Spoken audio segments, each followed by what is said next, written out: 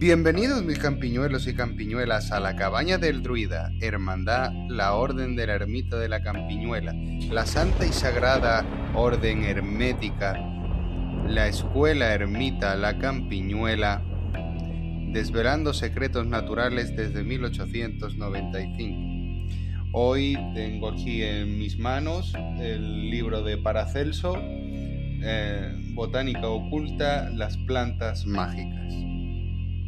Y hay una serie de cosas interesantes por analizar que, quitando aquellas cosas que ya hemos estudiado de nuestro patrimonio histórico y ya sabemos, con el afán de rescatar aquel conocimiento que todavía nos queda por analizar, he de decir que estos estudios pues tienen muchas cosas interesantes. Desde la página 17, el segundo párrafo, que dice: toda sustancia dotada de vida orgánica, aunque aparentemente inerte, contiene gran variedad de potencia curativa. Bueno, con esto quiere decir que, como decía él, cualquier veneno, si se sabe la dosis exacta, pues se puede sacar de él una potente medicina.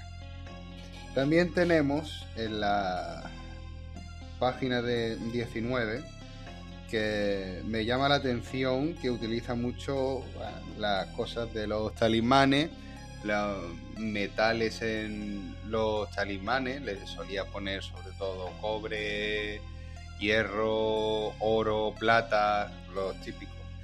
Y lo usa mucho. Y habla sobre todo de, que me llama mucho la atención, en la página 19, dice que hay un principio de sabiduría que se llama el Adrop y el Azone. Yo lo he destacado porque muchas láminas alquimia habla del Azot, y aquí ya sale, que corresponde a una traducción esotérica de la piedra filosofal. El azot es el principio creador de la naturaleza o fuerza vital espiritual. El cherio es la quinta esencia de un cuerpo, sea este animal, vegetal o mineral, su quinto principio o potencia. El derses es el soplo oculto de la tierra, que activa su desenvolvimiento. El Yek Premium es la fuerza primordial o casual. La magia es la sabiduría, es el empleo consciente de las fuerzas espirituales para la obtención de fenómenos visibles o tangibles, reales o ilusos. Vale. Esto que acabamos de leer tiene muchísimo que ver con la alquimia. Ya os digo, el azot es la palabra que más sale en los textos clásicos de alquimia. Me llama mucho la atención, o sea, lo de la quinta esencia ya lo hemos estudiado, no con el nombre de cherio como pone en el libro de Paracelso. Y el jet, que es la fuerza casual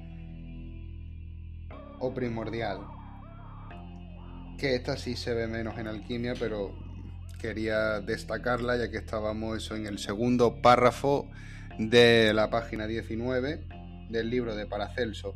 Después la página 22 ya empieza con un lenguaje más alquímico, en el que habla de la importancia que tienen los minerales, sobre todo el hierro, el antimonio, el mercurio y el plomo.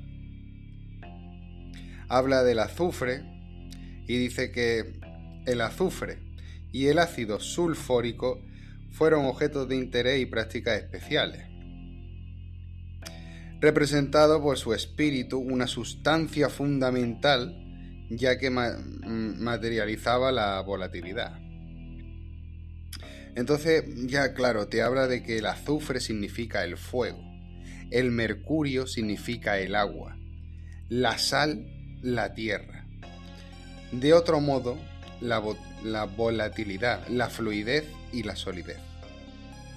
Omitió el aire por considerarlo producto de fuego y del agua.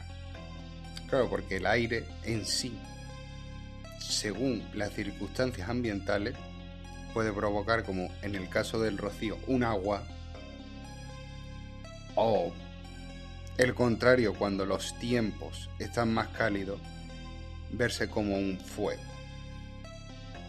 Todos los cuerpos orgánicos o minerales, hombre o metal, hierro, diamante o planta, eran según él combinaciones variadas de esos elementos fundamentales.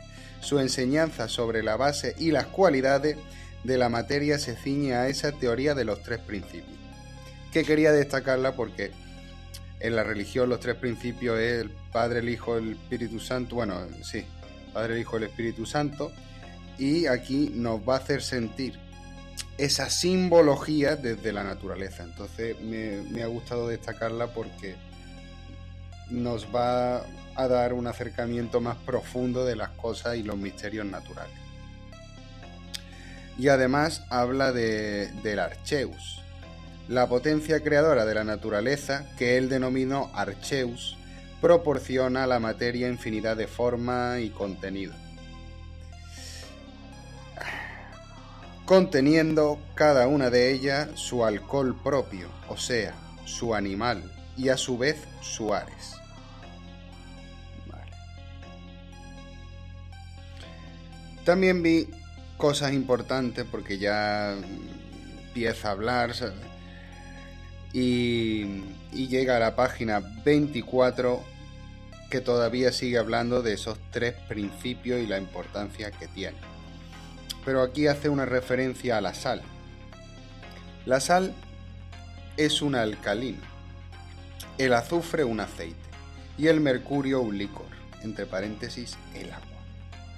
Pero cada una de las materias tiene su acción separadamente de las otras.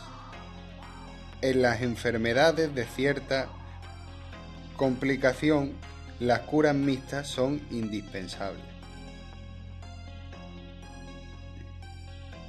Hay que poner el mayor cuidado en el examen de cada enfermedad, reconocer si es simple o de dos especies o triple. Si es provocada realmente, si son procesos realmente de la sal, del azufre o del mercurio. Es decir, que está queriéndote decir que la sal, el azufre y el mercurio están en todas partes. La trilogía del Padre, el Hijo y Espíritu Santo lo encontramos en todas las cosas visibles y no visibles del universo. Y ponérselo en su justa medida, algo que vibra o que tiende a una cierta energía, puede reajustarse potenciando según qué cantidad sal, azufre o mercurio. Y no solo te dice que puede reajustarse, sino que te recomienda lo que hay que hacer. Por ejemplo, habla de que la sal es un alcalino. Y si, por ejemplo, en la naturaleza, el limón, ¿no? Que el limón, debido al ácido que tiene, puede considerarse alcalino. Y nos sirve para la digestión de los alimentos. O sea, el que periódicamente tome agua con limón va a tener una facilidad mayor para digerir los alimentos. El azufre dice que es un aceite. Y el mercurio, como hemos dicho, un licor. El licor también ayuda a los procesos de digestión. Por lo tanto, nos está dando un acercamiento de ciertos componentes que se dan en la naturaleza con un mayor grado de, en este caso, la sal, hablando de alcalino, que ayudan a los procesos de fermentación, pues nos va a reajustar ese equilibrio profundo que tenemos en nuestro cuerpo y que es visible en toda la naturaleza de la sal, el mercurio y el azufre. Después acaba diciendo... No, ya esto no lo vamos a leer porque todavía queda muchísimo. Vamos a pasar a la siguiente página, que sería la 25, que hay su tercer párrafo, perdón, 1, 2, 3, 4. El cuarto párrafo es muy interesante porque dice: hay un conocimiento que deriva del hombre y otro que deriva de Dios por medio de la luz de la naturaleza. Ojo, ojo. Y además, en párrafos anteriores, que no lo veo ahora, pero me parece que estaba por esa página, dice, creo que ya lo he encontrado, párrafo 3, aquel que puede curar enfermedades médicos, no lo he encontrado. No lo he encontrado, pero decía algo parecido, como que a lo mejor está en otra página, pero algo parecido como que aquel médico que piensa que alguna enfermedad no tiene cura es que reniega de Dios. Es decir, todos los principios, o sea, como todo cuerpo contiene sal, azufre y el mercurio, puede reajustarse para curar aquella enfermedad, porque todos somos hijos de Dios, y hacia ahí ya la comparativa. Vamos a la siguiente página, donde encuentro cosas interesantes, como puede ser la página 27, ¿no? Que nos habla de, debido a esta fuerza, se refiere el Archeu. Esto habla sobre todo del Archeu, que recordemos que ya lo hemos hablado antes, que es la fuerza creadora, y la define como: debido a esta fuerza nace el árbol, de una pequeña semilla. El poder de los elementos hace que la planta viva y se desarrolle. Por esta misma energía los animales se nutren y crecen. Asimismo, esa fuerza reside en el cuerpo humano. Cada órgano tiene su propia energía, que lo fortifica y lo renueva. De no ser así, perecería. Por tanto, la fuerza del Archeu es en cada uno de los miembros del cuerpo humano la fuerza creadora y vivificante del macrocosmos y del microcosmos. Hablaba de que era el corazón de los elementos. Y esto, pues, claro, es muy, muy interesante. Después pasaríamos a la página 40, porque ya todo lo que viene a continuación lo hemos tocado en alquimia, que lo veo muy interesante porque empieza a hablar de los días de creación, ¿no? Que son 7, y lo compara con los elementos. Es decir, pone, nada más empezar la página 40.